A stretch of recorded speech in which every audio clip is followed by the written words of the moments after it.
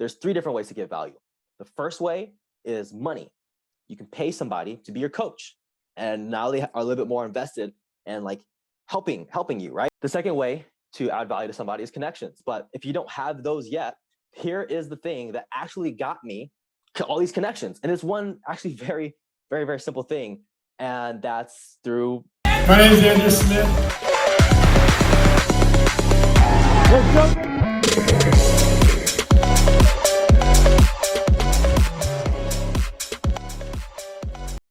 All right, what's going on, guys? Welcome to the Success with Smitte podcast. I have a really awesome guest I'm super excited about. His name is Greg Santos. If you guys think you know someone who's good at networking, they're probably not as good as this guy. He's like the best networker I know. He's networked with several high-level CEOs and founders of really large companies. He's been invited to some super awesome masterminds such as War Room.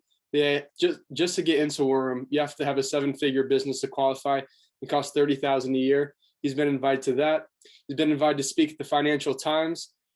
He's been invited to the French, the first Royal Ball since the French Revolution. And he's even had dinner with Chris Voss, who you guys may know the name. He wrote the book, Never Split the Difference. And he's currently working on a project for young entrepreneurs that's supported by Billionaire Richard Branson. And actually, I just saw about 3 minutes ago, he's starting to come out with his own your autobiography. So, Greg, tell us a little bit more about yourself. Well, first, I want to say thank you so much for having me on. I'm super excited to be here. A little bit about me. I came from a household that had domestic violence. My dad went to prison 4 times. My mom didn't graduate from high school. My favorite uncle used to snort cocaine in my living room growing up.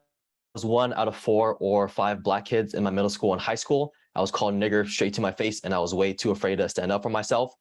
And once I graduated from high school, my brother-in-law used to have to take me to community college because I failed my driver's test 3 times.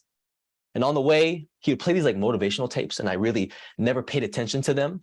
But after a year of community college, I was going through this breakup. There was this girl I was dating very seriously, and she was like seeing other guys, and I felt like I can change her. I had no idea what I was doing with my life.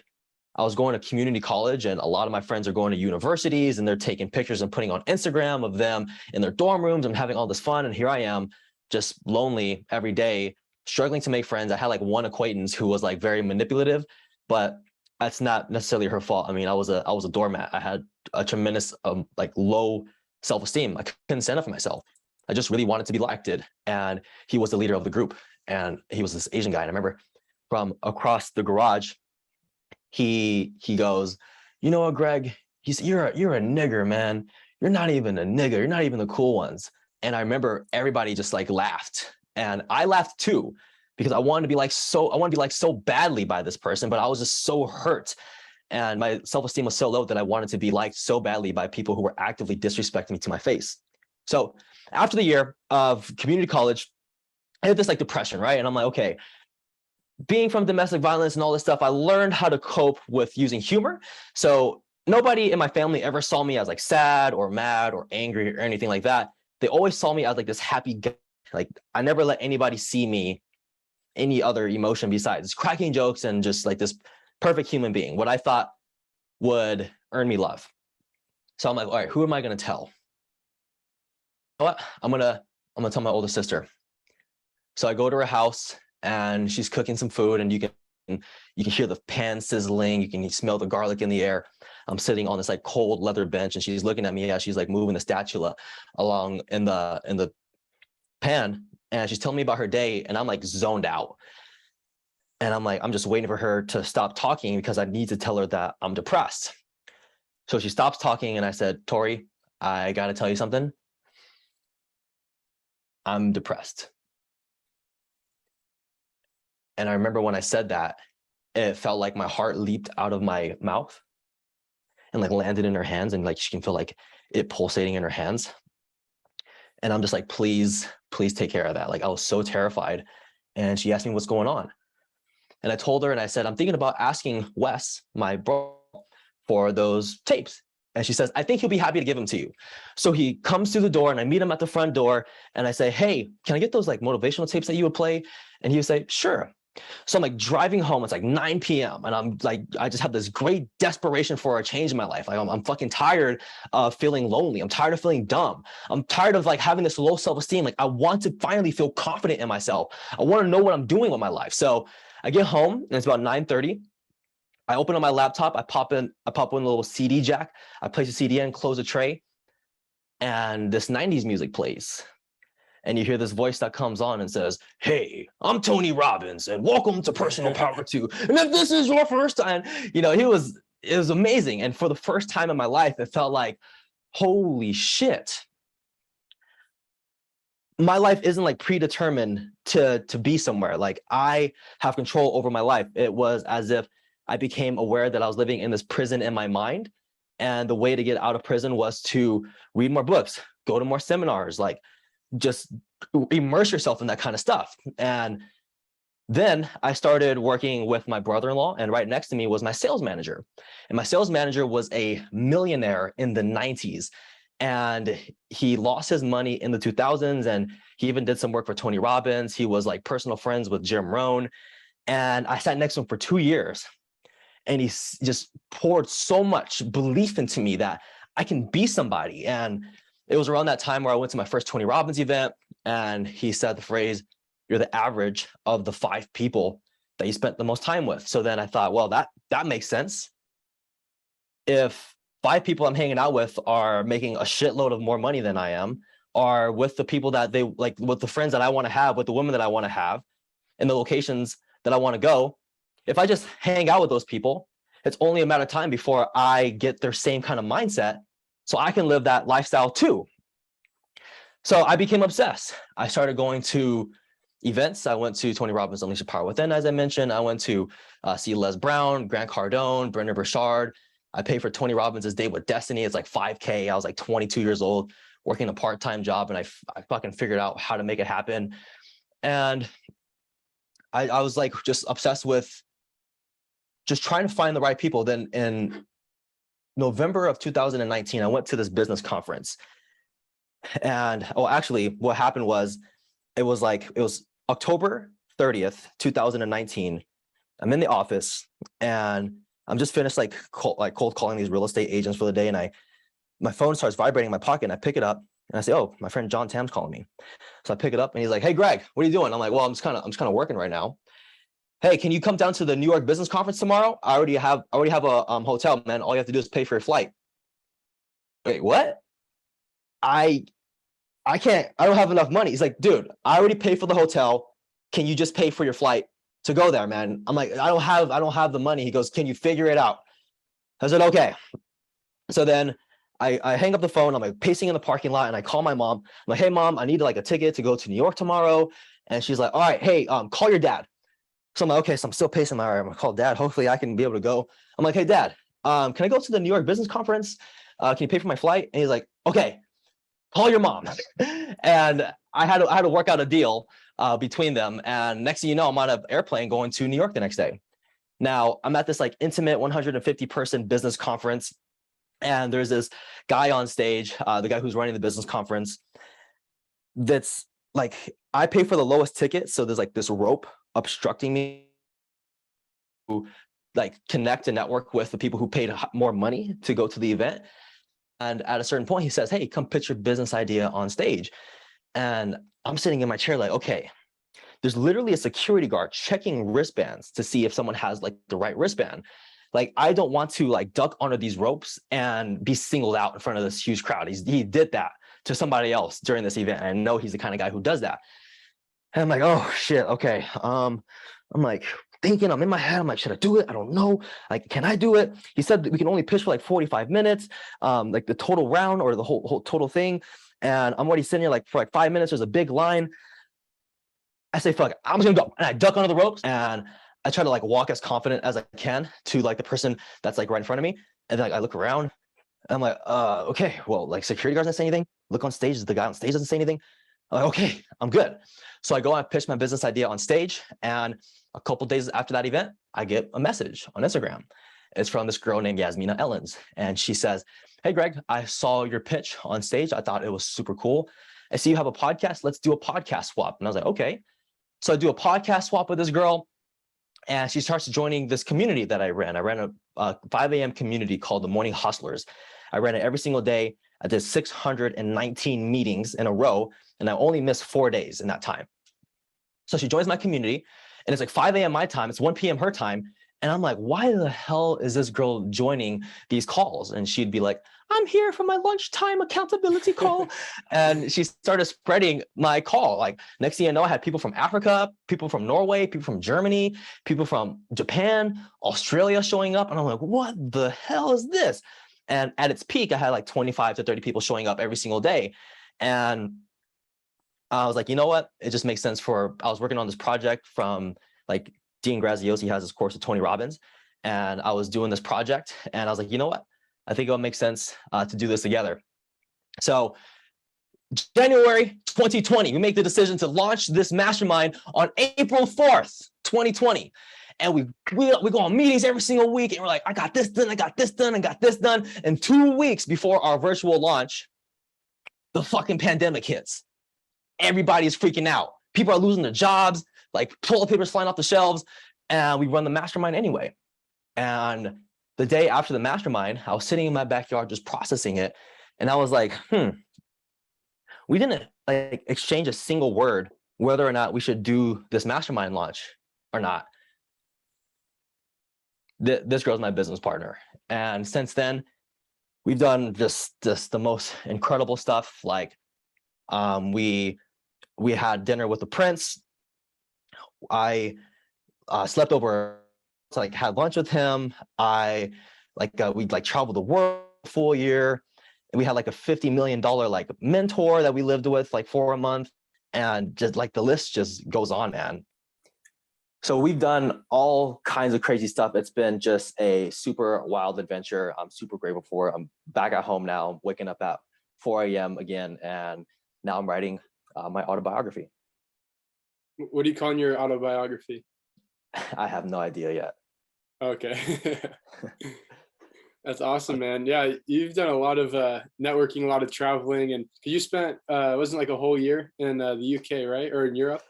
So yeah, I spent basically 6 months in the UK, 3 months in Europe, and then I did like a 3-month tour of the US. Okay, gotcha.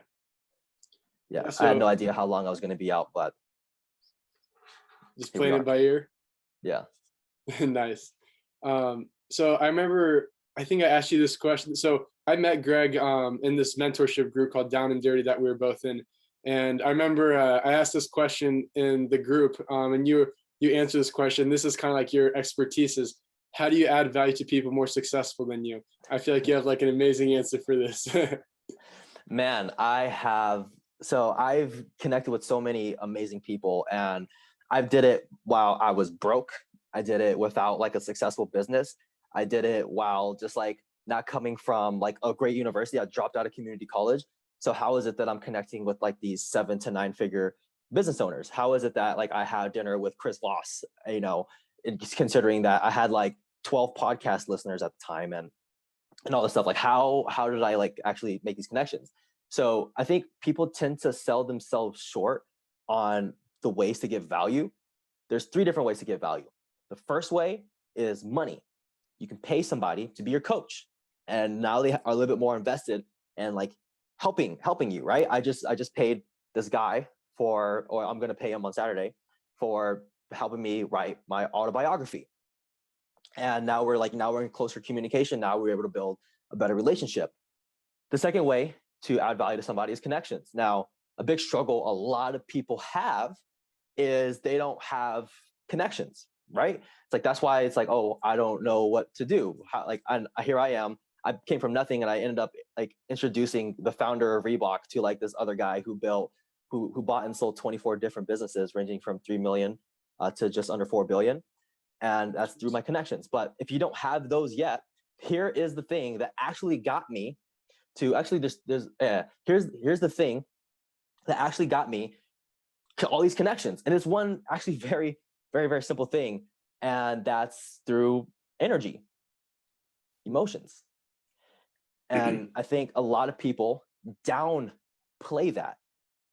We're emotional creatures. If you think about it, we spend all this time on our phones. Why? Because it gives us dopamine. we want to feel better than the current emotional state that we're feeling. We're feeling bored, we're feeling sad, we're feeling depressed. Well, it's easy to like, all right, give me this fake happy emotion that this gives me, right? And when you hang around somebody who's funny, I'm not even that funny, but if you hang out with someone who's just positive, somebody who like is curious, who's eager, people want to be around that. And you don't have to be high energy, but like I have one guy who's connected with like a really, really awesome, successful person. And that guy is such an introvert. He's very, very, very quiet, but he was always there. He always, even though he doesn't say much, you don't have this like negative energy from this person. And when you have positive energy and you have the mindset of the giver's mindset, you know, Life Gives to the Giver, that's a really, really fantastic book. It's written by Joe Polish. You can actually get a free PDF online. And that mindset has really been what has like been transformational for me. Like, even though I don't have a lot to offer, but I can at least offer something, right? I can at least offer positive emotions. I can at least offer the fact that I have the mindset that I want to give, right? So one thing I always ask people at the end of our conversation, especially with someone I really want to connect with, is what's one thing I can do right now to best support you? And first of all, they always, always, always appreciate that question. And either they'll tell you that what they want or need, or they say, you know what, I don't really need anything. I really appreciate that. Thank you. But the fact that you ask that question really separates you from a lot of people. And one thing that I like what Chris Voss says, he says, the last impression is the lasting impression. You know, a lot of people are so worried about the first impression. You know, when you go talk to a girl, I don't know what to say, what's the first things, then it's gonna mess up the whole thing. Like, dude, people don't really remember what the hell like was said like in the beginning, but people remember how they felt after they were done talking to you. So that's always been my method. It's always been positive emotions. You can even just like send words of encouragement through Instagram comments. You can react to people's stories. You can repost. So when I wanted to connect with this guy, John Salmez, founder of Bulldog Mindset on YouTube, I was like, okay, well, what can I do? Well, he's always posting on Instagram. Why don't I just put his stuff on my stories and share it? And I was just doing that. And then I would comment positive stuff on his Instagram page. And then I was like, okay, how else can I add value to him? I happen to have a podcast. So I invited him on my podcast. He didn't even ask how many listeners I had. I had like, at the time, probably had like 6, 7. Didn't have many. And he comes on and we build a great relationship. I asked him what his goals were at the end of that. So there's actually that guy, Joe Polish, he's actually writing another book called What's in It for Them. And like, he's connected with so many amazing people as well, like Richard Branson and like big top level people like Tony Robbins. And a big thing that people care about is like, well, am I around someone that helps me move closer to my goals? They don't really think that consciously, but people do feel that. So that has been like some of the biggest stuff. These days for me, it's still connections. It's still positive emotions and not have some connections. But I don't like, I always just lead with a beginner's attitude. Mm-hmm. Yeah, I really like that you said that quote. It was always come at it like with the give. What was it? Always come with the giver's mentality or something like that. Yeah. Yeah, that's cool. And then always asking that question at the end of every conversation, like, hey, how can I like support you towards your goals, or how can I like add value to you, or something along those lines. I think that's really like a lasting impression. I like that. Yeah, and here's a big mistake. See, I think a lot of people want to connect with like big level people, which is great. But like, there's so many people out there who have the results you want, who maybe are doing 7 to 9 figures in business, or whoever the listener is to this podcast, who has the results that you want. There's people out there who don't have like a big name, but they are still successful and they still want to mentor. They still want to help and give back. And that's the gold mine. When you can find those people to help you out along the way. Like there's the woman who actually invited me to the Royal Ball. She was like the chairwoman of the Royal Ball, and I just showed up, and she's nobody. I don't even like, she probably has like 2,000 friends on Facebook or some shit. I have no idea. But like, here's this like undercover woman, and like she's, oh, I don't want to I say too much about like what, like who's the people she's in communication with in terms of like the high level protecting those people's privacy. But like you meet someone like that, it's easy to actually build a relationship with them, because I feel like there's so many people who are chasing like these big influencer type people. Like people want to connect with like top influencers, and some people are able to do that.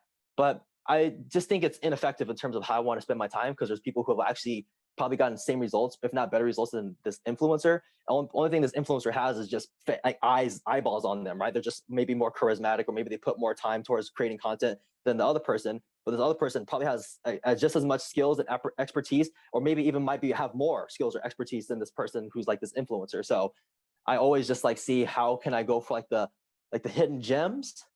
Like I was at this event last month, and I'm sitting down with Yasmina and this guy, this older guy, very unassuming. You know, he has his hands kind of clasped when he's looking out into the distance, and he's like, you know, a couple months ago, I actually took a look at the numbers I'm doing in my business, and I'm doing about $3 billion a month in revenue. Oh dang!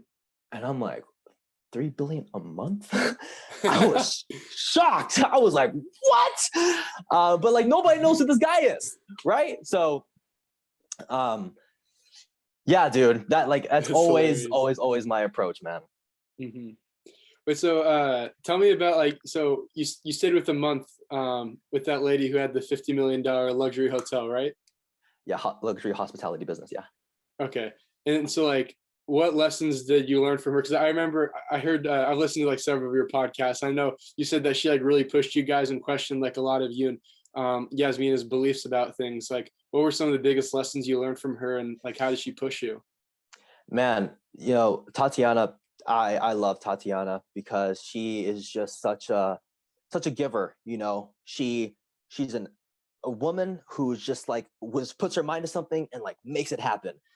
And when we were living with her, you know, there's a lot that we learned from Tatiana. I think one of the biggest ones was being in alignment with yourself. Like, do you feel inside when you are going to go to a party or something like that? Do you inside, is that like, oh, do you actually want to go to that party, or do you feel like you're a little bit obligated?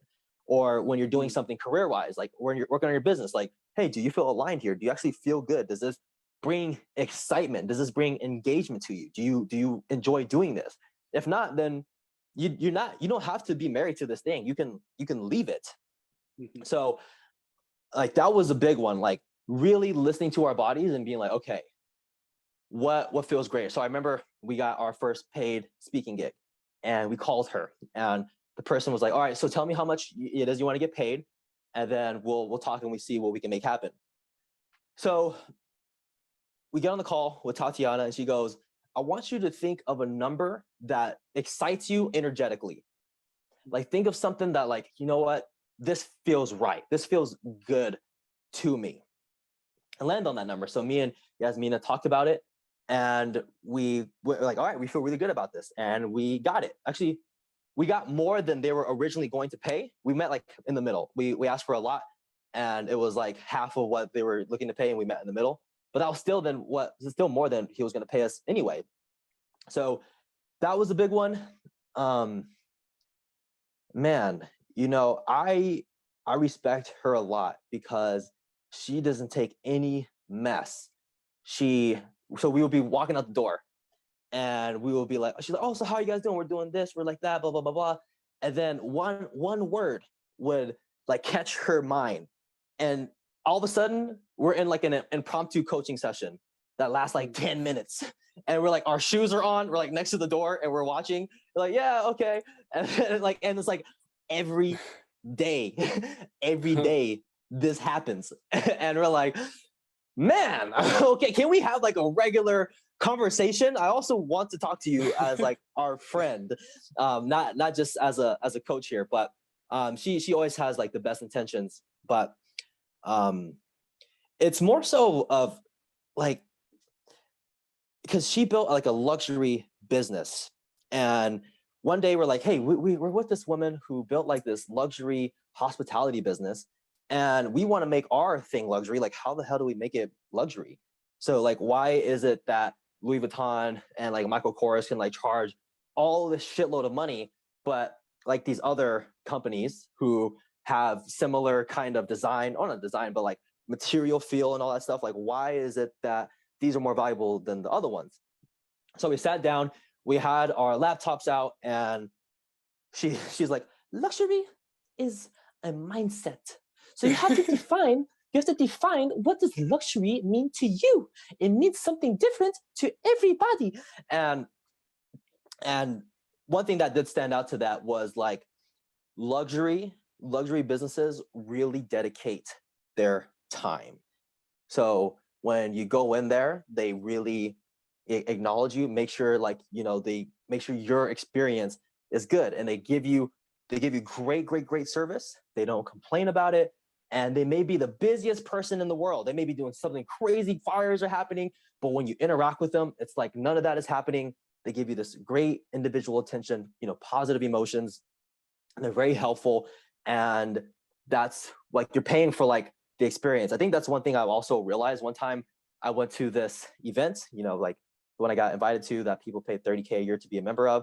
Mm-hmm. And one day we're like, oh, let's go to a restaurant. I'm like, okay, let's go to a restaurant. So we sit down and they order this like Japanese dish called like the akazu or some shit, where like the chef just brings you out whatever they want to like make.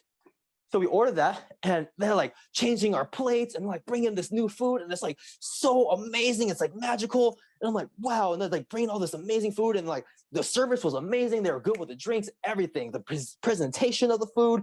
And I'm like, all right, like, what is this, like $100 per person or some shit like that? Like, this is a fancy meal. Bro, it was $300 per person. I was like, what is this? What? And I'm like, is this what happens? Like I feel like the more money is spent, like I think rich people pay for like greater experiences of things, and they pay for the experience, not necessarily just the product. That's funny. So I was actually just talking so I'm a big Pokemon collector. I love like collecting Pokemon cards, and some people that I've talked to be like, man, it's such a waste of money. Like you could spend it on other things. And I'm like, no, like I don't just do it like for the cards. I also like love opening packs. Like it makes me feel so good. Like I pay for the experience of opening the packs, and like brings me back to a kid whenever I used to do that. And that's like some of my happiest memories are just opening those Pokemon packs. So yeah, it's just all about like you pay for what you get, but like the meal or for me, the Pokemon cards, but I'm also paying for the experience that I get and like how it makes me feel. Exactly. Like I just got Athletic Greens. I hear Athletic Greens on every damn podcast, like Tim Ferriss, Joe Rogan, Flagrant. And I'm like, all right, I'm gonna try this out because like I want to get some more vitamins in my day. And they send this nice box, and it has like athletic, like AG1, like Athletic Greens. I don't know what the one means. Like you open it up, and like there's like this beautiful like dark green leafy like spinach green, and like you open it, there's like these words that say you're going to need a smaller cabinet, and then you open it and you just see like this nice like can with this like beautiful feeling like protein, or not protein, like a bag with the powder in, with like this nice bottle. And I'm like, damn, this is nice. And it's like, man, I love this. I feel really good about this. And I'm sure they can probably charge like, well, I don't know, $30-$40 for that, but you also pay for like that experience. Mm-hmm. Yeah, for sure. All right. So one of my favorite memories of you, Greg, is whenever I remember I saw it on your Instagram story where you were walking around. I think Yasmina put it on her story and you reposted it. She was like, oh, he just carries this thing everywhere he goes with him, where you're carrying this kettlebell with you. And every single place like you walk, and if you forgot it, you'd have to like, oh shoot, like walk back, go grab it, and then come back and like bring it with you. And it all leads back to like the stoicism. You like, yeah, just tell us about that. Like, what is stoicism, and like where you got the idea from, and like what the point of the exercise was.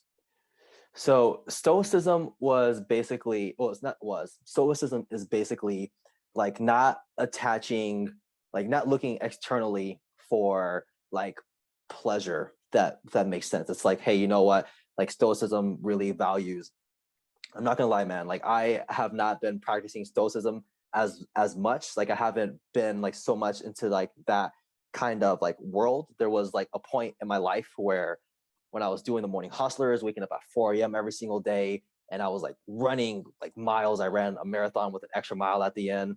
And like I was really immersed in this like coach that like this online guy, his name is like Derek Moneyberg, and it's like mental toughness and like David Goggins. And I really like subscribed to that kind of philosophy, which is like, I think you might have to help me out here with this, Andrew, like the four core pillars of Stoicism.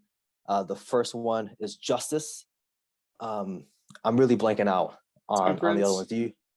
Temperance? Yeah, temperance. I can't remember. I know you posted a video on your Instagram. It was like justice was the one you forgot in the video. Dude, I know. Like, justice. That's right, man. But you know, I will justice, say temperance, like, and there's two more I remember. I can't remember what they were though. Yeah, I can't really remember what they were, but I think throughout my life, I've always looked externally for feedback or permission to be who I am, to do exactly what it is that I wanted to do. And I had looked for validation in so many different ways, and I wore so many different masks that I felt was going to get me attention and make me feel loved, that I put on through my life. And that was when I was younger. I was, really funny. I was really big into making people laugh, like especially groups of people. And I felt like that validation gave me that rush. And when I got into personal development, how many books that I read, I had like an ego around that. I felt really good about that. And, I set the goal to travel the world and have my own business, because I felt like finally, like once I do that, I'll finally like feel good about myself. I'll finally feel confident in myself. When I was doing like the mental toughness stuff, like that was like what helped me during that time. But it wasn't really like truly like me at my core. It's like a part of me, but it's not like my default, kind of like David Goggins, like that's like his default. And for me, I spent a lot of time trying to like figure out who I am. And when last year I bought a one-way ticket to London with like $2,000 in my bank account. And I said, you know what? I'm going to figure this out. I'm finally going to make this happen. And I did it. It was such a challenging year. I had $2,000 in my bank account. I ran out of money in 4 weeks, and I made like 12K in my business, and that kept me afloat. And it was just like always like sinking, floating, sinking, floating, sinking, floating. And then I finally get to the year mark of traveling, and I'm just like so disappointed, because I'm like, fuck, none of that made me feel good about myself. Like none of that, nothing that I've ever like done was never for me. It was always to get love. It was always to try to show other people that if I show you that I accomplished this, then finally I will feel worthy of love. I had so much challenge receiving love in my life and believing that I am enough. I thought that if I put a smile on someone's face, then I'm enough. If I inspire somebody, then I am enough. Then if I have people looking at me and looking up to me, then finally I feel like my life is worth living, while deep down, I don't actually feel worthy as a person. Like I feel I have like this deep shame about myself and who I am. And I felt that if I let that surface, then people all of a sudden wouldn't love me. And when I was in Cambridge in the UK in like October, November, I remember my business partner, she's going to do this like birthday thing for me. She's going to reach out to all these people and like ask them to like send me like a birthday gift, like a birthday video. Oh yeah, I remember she reached out to me about that. Yeah, exactly. And I was so resistant. Like I was like, I don't want anyone to wish me happy birthday. I don't want anybody to like I don't want anybody to even know it's my birthday. And I just felt like I felt like I was a burden, man. I felt like me being alive was getting in other people's way. And I deep down felt like if I just wasn't here, it would be better for everybody. And because I just deep down, man, there was things about me I just could not accept. And during that time we were going through like a really tough time, and like I was having challenges like expressing what I think and how I feel. And I'm sitting in the living room on one couch, and Yasmina is probably like, my business partner is maybe like 2 feet away from me on another couch. And she's like typing away at her computer, typing away, typing away, typing away, typing away. And I'm just feeling like shit. And then she just hands me the computer and walks out. And there's this long like letter of like, she's like, I told all these people to do this birthday thing for you. Like now I feel confused. Like, I don't know. Like, I don't know what you want.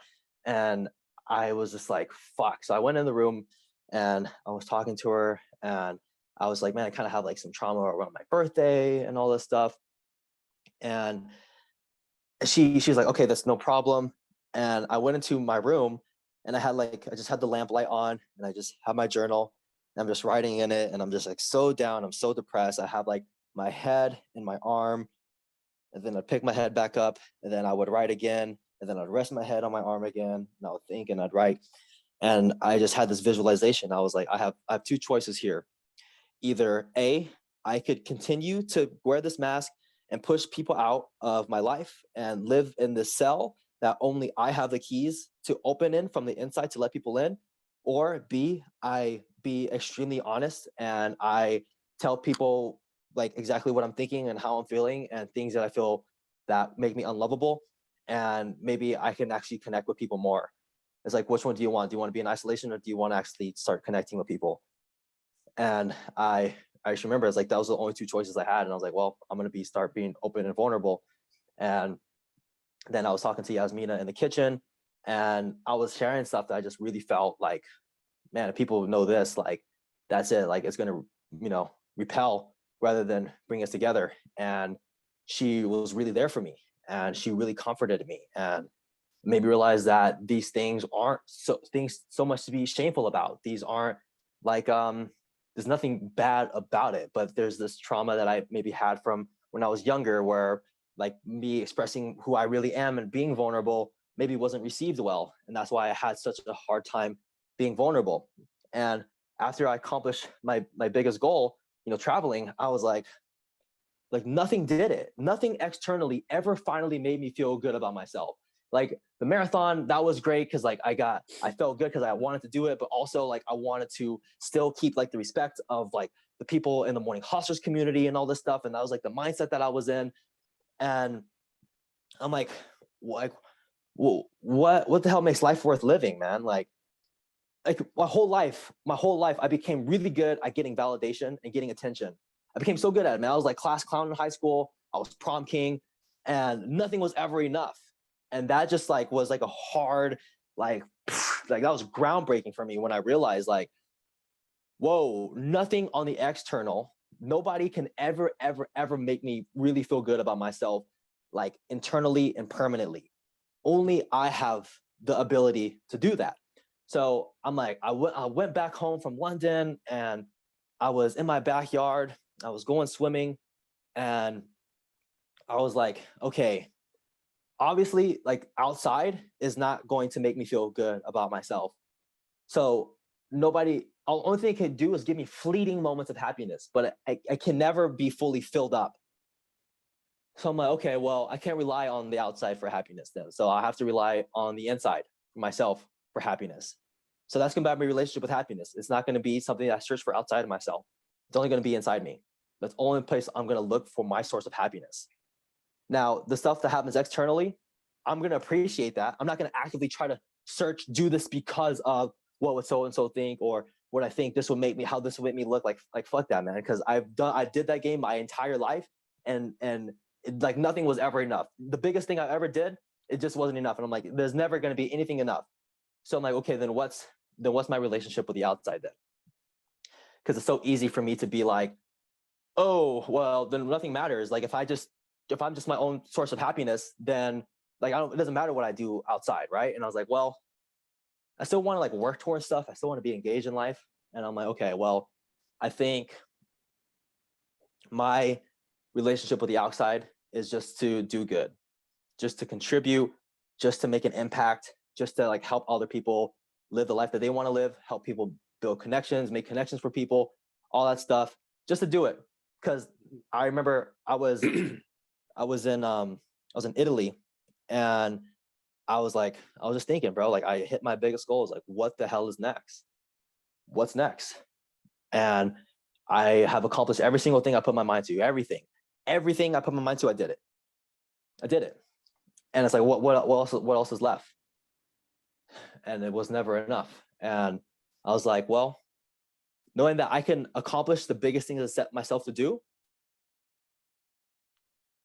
I might as well aim like incredibly big that I don't even know how the hell I'm going to do it. And it has to be something that I'm like, I don't fucking know I can do that. And I was like, but I want to make an impact, and also want to make a lot of money. So I'm like, okay, well, how much money should I like kind of put in my head to reach for? I'm like, well, maybe like $1 billion. I'm like, but $1 billion still seems like I don't know, like $1 billion, might as well just go for 10 billion. I'm like, well, why not just like, I was like, fuck it. I'm just like, what about 25 billion? Okay. But like, I also want to like make an impact. So how do I do that? So I'm like, okay, well, now it's like my plan to like help and impact in a positive way 5 billion people. So that's just my relationship with the outside. Inside, it's like, this is my home. That is an inside job for me to bring that fulfillment and happiness. I know that didn't answer your question, but I am not necessarily subscribing to philosophies anymore. I'm really seeing, like what Tatiana mentioned, like I'm really seeing what's my own philosophy. I'm really seeing what's real to me, what is my experience. I have so much reference experiences. That's why I'm writing an autobiography at 26, because I have lived this fucking insane life. And now it's for me, like now I have just my own conclusions on things. And that's not to say that I'm not going to learn from other people and different things. I'm still pulling stuff from different things. But more so at the core, it's like I realize who I am, and things that are on the outside isn't necessarily to bring in, like trying to get something that I feel like I lack, but it's just for ideas and just like also help me like structure thoughts that I may have in my life. And I continuously change, I continuously evolve. One thing I think today may completely change like next month, because life moves at such a damn fast pace. I'm speaking to so many successful people, and I'm like always like learning something, and I'm like, oh wait, this thing that I thought I wanted to do, like I moved this way, and all. It's like I'm in a kind of weird place right now. You're catching me, because it's been like 2 weeks since I've actually got home to actually process everything and like try to make sense of it all. Does that make sense? Yeah. I mean, I think it's important though, like to have your own philosophy, like you were saying, and not just stick to one specific thing. Because I was kind of thinking of it like Bruce Lee, what he did to create his own like style, like Jeet Kune Do. He took little aspects from all these different martial arts and combined it into his form, Jeet Kune Do. And like that's like his philosophy, his way of life was like through that. And I think that applies to more than obviously just martial arts. It applies to like life in general. Like you have to figure out like what are your philosophies, what are your morals, your values, and create like your own formula for yourself of like who you want to become, 100%, 100%. And I think you have to, yeah, exactly. You have to try different things, and you see what you like of one thing, and then you move on, and then you see what you like from that other thing, and you just kind of build yourself as time goes on. Dude, a book you need to read is The Undisputed Truth by Mike Tyson. I just finished that book. Well, I have like 10 pages left of it. I'm like you have it? You're reading it right now? I've read this book. I'm rereading it. Dude, that's awesome. Okay, because I was gonna say, man, well, I'm like the biggest like Mike Tyson and Kobe Bryant fan. Like those are my top two guys right now. And like Mike Tyson, like I love his story just because he's been through like so much. Like he's been at the highest parts of life that anyone could ever imagine, and also like the lowest and everywhere in between. So he has like so much wisdom.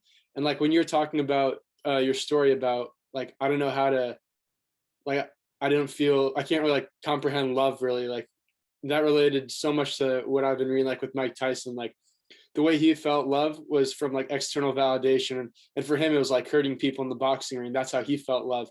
And like I was gonna say you should totally read that book, because like that I feel like that book could help you almost navigate through some of those feelings and stuff. Because honestly, like ever since I've read that book, like and going through it, I'm just like, dang, like I've learned so much about myself, like about like my demons and like things that like thoughts that I've had, and like why am I this way, like why do I feel certain things, just because he's so raw in his book about everything, and it's so relatable. So that's one book I'd recommend for everyone to read for sure, is Undisputed Truth.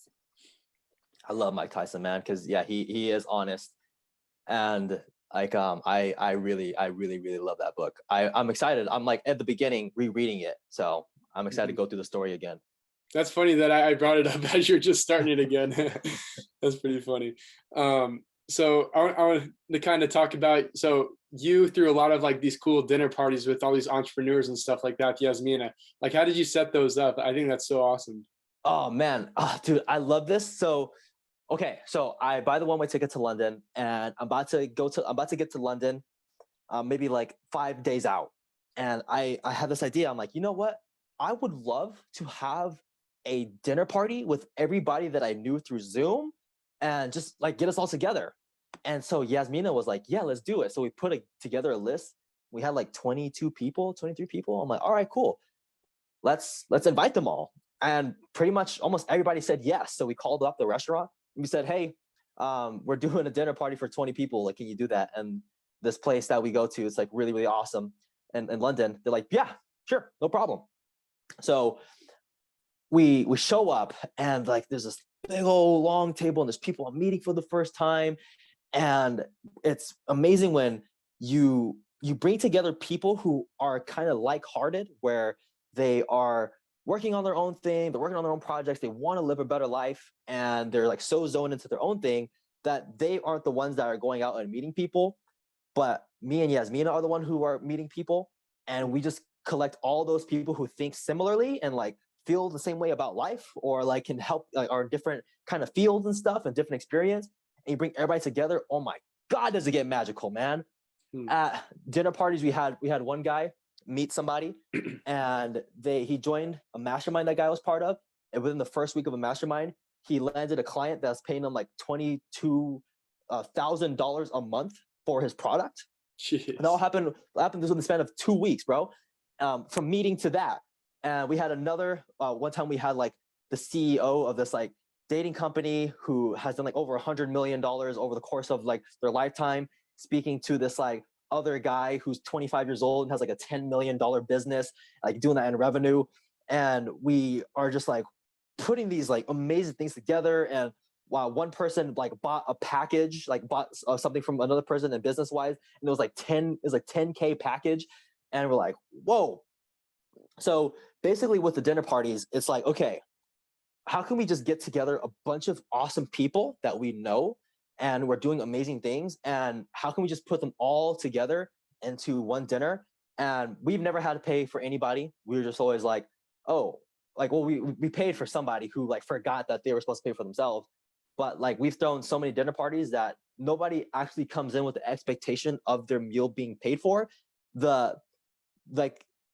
I feel like that would almost insinuate as if like the people there weren't enough. Like if I wanted to if I was like kind of like a bribe, like come here, like I'll pay for your dinner.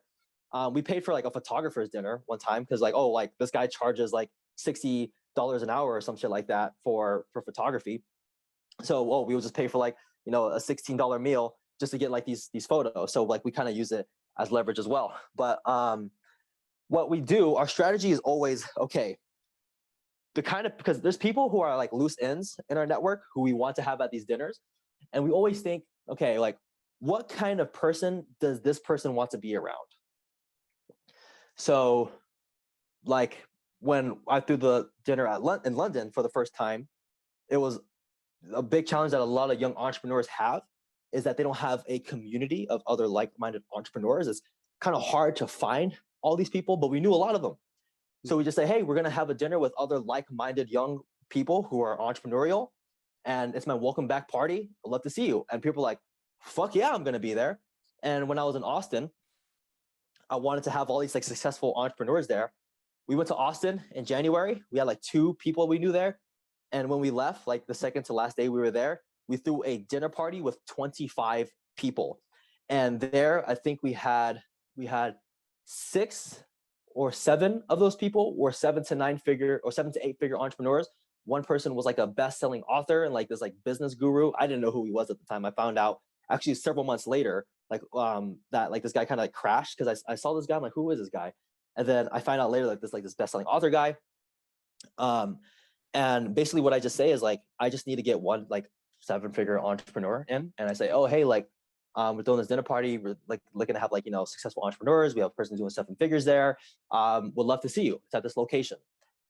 And dude, they are so magical, and people are so damn appreciative of you for doing that, because now I have this woman who's business partners with Dave Asprey, Bulletproof Coffee. And she went to one of my dinners and she was like, Greg, this is so amazing. I met that author. I bought his book. It was so transformative for me. I literally sent that book to other people.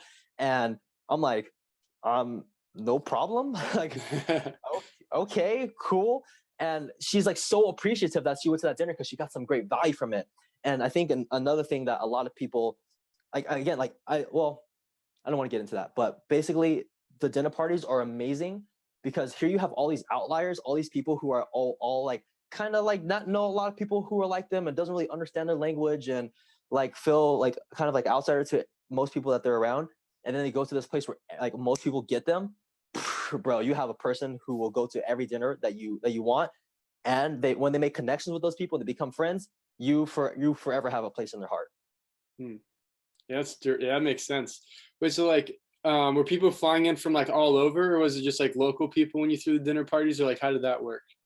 So one time we had somebody fly in from I forgot. They flew in somewhere from the States. It was at least like a 2-hour flight at the very least to come. We knew another person that we had at one of our dinner parties. She was a Tony Robbins Platinum partner. At the time, she became a member. It was like $65K a year. And we're like, oh, we're gonna be in Europe. She goes, oh, okay. Well, like, let me know where you guys are at. Like, I might go. And I sent her my whole itinerary. I'm following up with her, bro. She fucking flies to Italy with her son to meet up with us. So it's usually local, but we've had some exceptions. So did you mostly just like reached out to a bunch of people that you guys knew that were like successful entrepreneurs, and then maybe like posted on social media like, hey, looking for like, I'm having a dinner party with like successful entrepreneurs? Like, is that kind of like how it went? So here's what me and my business partner always do. At this point right now, I'll share how we're doing it, and I'll share how to do it if you don't have like the kind of connection we have. So, okay, we're going to a new place. Let's say we're going to, I don't know, Berlin, Germany. We've never been there together. Okay, so we reach out to people that we know who are connected, who have traveled a lot. And we say, hey, we're in Berlin. Do you know anybody we should know? And sometimes people say no. And sometimes you get like 2 people. Yeah, I know these people. They make the introduction. You go, oh yeah, we throw these epic dinner parties. We want these other entrepreneurs like to go. And like we've had like 7 to 9 figure entrepreneurs at our dinner parties and all this stuff. And they're like, oh, okay. Well, like you should meet so-and-so. Like this is my friend. I'm like, okay, make the introduction. Yeah, make the introduction. Boom. So I'll give you an example. We were in Austin, and I reached out to one of my friends who's in the Tony Robbins Platinum Partners, $85K at this point a year to join. And that's a crazy story how I got and like connect with those people as well. But I reach out to him. I say, Jesse, I am in Austin now. Is there anybody that I should meet out here? It was like Tuesday, right? He's like, all right, give me some time. He has 2 kids. Give me some time. I'll reply back to you tomorrow. He shoots me a text the next day in the evening saying, all right, hey, here's this lunch with like 12 Tony Robbins Platinum partners. I put you on the guest list. You're going. And I said, okay, awesome. And that's where we met Dave Asprey's business partner. And like we met some other really, really super dope people. And then we just kind of grew from there. We just like, kept in touch, added positive energy. We'd like, like have like a dinner party or something like that, invite them there and make sure that they're sitting next to like really dope and quality people. So we strengthened that connection. And now they want to go to all of our dinners. And now we're friends. Dang, that's sick. That sounds so fun too. Like, man, you got to invite me to one of these next time. They sound awesome. Oh, also want to say, like, if you don't have like that kind of pool in terms of, hey, I'm here, what can I do? I would highly suggest going on Meetup. You'll meet some people, or going to Facebook groups. Like when we were in Barcelona, we're like, okay, what can we do? And we found like this Telegram group where people, like entrepreneurs, are meeting up consistently. Like, oh, we're gonna go play some soccer. Like, who wants to? They call it football. We're gonna play some football. Who wants to join? And like you can just join in on stuff like that. So just go. And again, just like what we mentioned here, is like, oh, ask these people what's one thing you can do to best support them. Because you know what? You go to these damn networking events and you go to these conferences and everybody's like, oh, so what do you do? I fucking hate that question, man.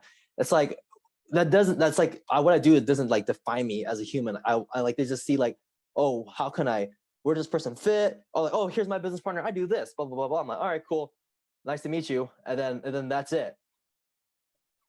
It's very frustrating because no one goes in with this giver's mentality. Everybody's trying to take.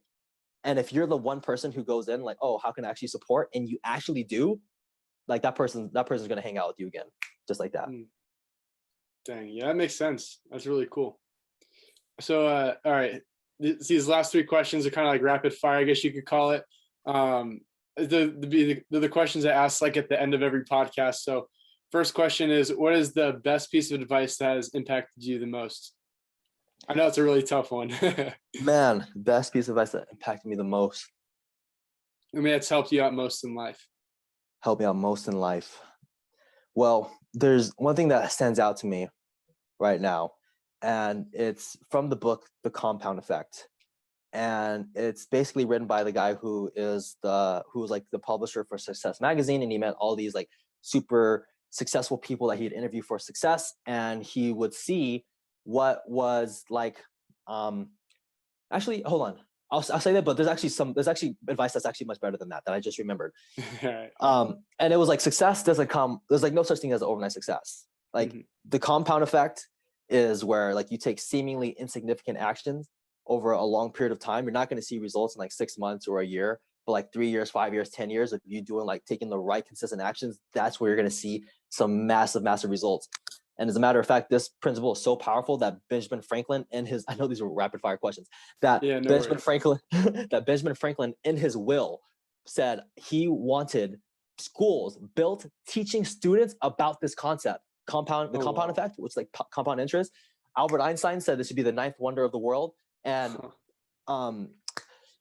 Warren Buffett, his business partner, Charlie Munger, says that the big reason why a lot of people aren't successful is because they just keep interrupting the compound effect. They keep doing stuff and then they stop it. They start from the bottom. So that was a good one. But I think one of the best advice that like really changed, like that, like really like stuck with me was I was at this conference in March 2020. And it was ran by a guy named Derek Moneyberg. And I was about to do my first mastermind launch.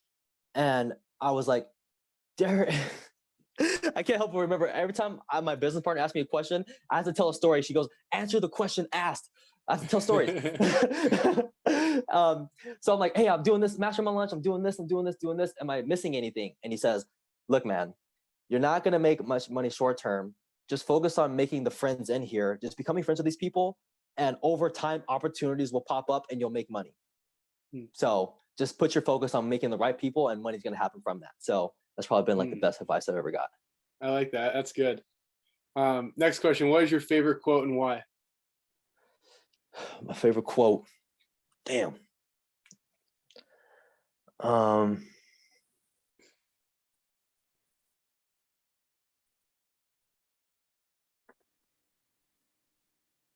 You know, I don't know the whole quote. It's like, you ever see the movie Coach Carter? No, I don't think I've seen it. Okay, well, there's like the scene where this guy gets up and he's like, our deepest fear is not that we're inadequate. Our deepest fear is that we're powerful beyond measure. It is our light, not our darkness, that most frightens us. And it's like this like stuff like that. And it says there's nothing like, I don't know, I forget. But I think about that quote, the one that I don't even know. And that's probably one of my favorite quotes. Like, I feel like what like there's words in there that resonate with me. I don't memorize the whole thing, but there's like, oh man, like I fucking like this means a lot to me. I feel like I've heard that. I haven't seen the movie, but I know what you're talking about. I've heard that like on YouTube or something like that. Yeah, that's cool. And then last question: what book do you recommend that everyone should read? I'm sure you have a whole list, but what's like maybe your top 3? Okay, Okay, amazing. Top 3 books that I feel like everybody should read. Okay, if you're an entrepreneur, Life Gives to the Giver by Joe Polish. That's a really good book. I probably read that book like 7 or 8 times. Like I've never done that much with books. Let me see, what's another book that's really impacted that I really love? The Compound Effect. The Compound Effect was a big one for me. And I'm thinking Can't Hurt Me by David Goggins. I'm trying to think if I can, it was Education of Millionaires by Michael Ellsberg. That's like the third one. I haven't heard of that one. Huh. Yeah, it's this guy who he went to Brown University, and after 10 years, he realized he'd make a single dime from his college education. So he went out and interviewed millionaires who either dropped out of college or never went to college in the first place, and like was put together data in terms of like what traits do these people have in common that made them successful. And he found that these successful people had one of 3 skills mastered. They were either a master at sales, they were a master at marketing, or they were a master at networking. And when I read that book, I fucking dropped out of college and I got a sales job. Dang, that's sick. I like that. That's really dope. But awesome, Greg. Thank you so much for being on the podcast. It's a pleasure having you. And you want to give like any shout outs, like where can people find you, all that kind of stuff? Yes. So you can find me on Instagram at Greg the Maverick. And if you want to hear my solo podcast, I have 499 episodes of my podcast. It's called CEO Life. You're the CEO of your life, whether you want to be or not. And those are the 2 main places. But like you get to hear the full journey of like what my mindset was going through when Andrew was in my life more, when I was running my marathon and going through like the stoicism stuff, the kind of thoughts I was thinking, and the whole evolution. So that's where people can find me. Awesome. And I'll put a link to that also in the description of both those. So you guys can all click on that. And yeah, definitely check him out. He's got a dope podcast also. A lot of life lessons in there. But yeah, thanks again, Greg. Appreciate you hopping on with me. It was a pleasure to have you as my first podcast guest. I appreciate you, Andrew. Thank you. All right. Awesome.